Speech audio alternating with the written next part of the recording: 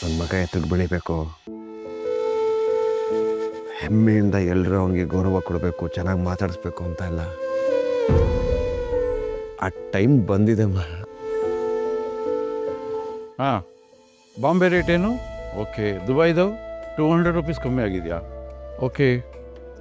ಅಪ್ಪನ ಹತ್ರ ಹೋಗ್ತೀನಿ. ಆಶೀರ್ವಾದ ಮಾಡ.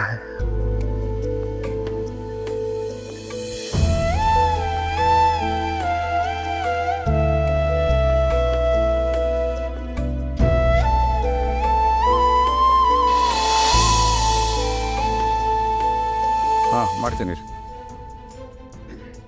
ಅಪ್ಪ, ಅದು ನಿಮಗೆ ಅಂತ ಏನೋ ತಂದಿದ್ದೀನಿಪ್ಪ. ಇದನ್ನು ಕೊಡಬೇಕು ಅಂತ ತುಂಬ ಆಸೆ ಇಟ್ಕೊಂಡಿದ್ದೆ. ಏನಿದು? ಗಿಫ್ಟಪ್ಪ. ಇದು ಚಿಕ್ಕದನ್ನಿಸ್ಬೋದು, ಆದರೆ ಪ್ರೀತಿಯಿಂದ ತಂದಿದ್ದೀನಪ್ಪ. ನೀವು ಸರಿ ನೋಡಿಪ್ಪ.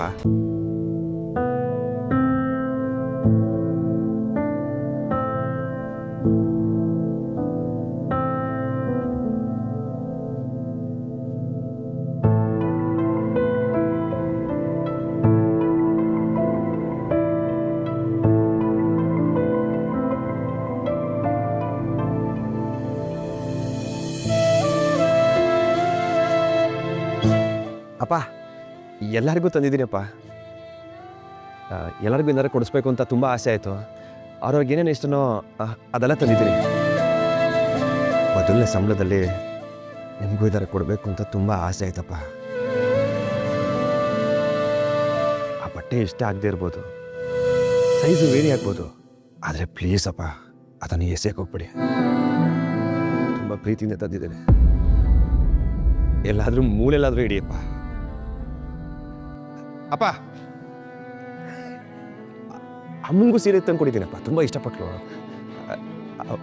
ಅವಳಿಗೆ ಕೊಡಿಸ್ಮೇಲೆ ನಿಮಗೂ ಏನಾರ ಕೊಡಲಿಲ್ಲ ಅಂದರೆ ಅಮ್ಮ ಬೇಜಾರು ಮಾಡ್ಕೋತಾಳಪ್ಪ.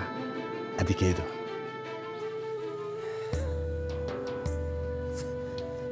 ಸರಿ, ಬರ್ತೀನಿ.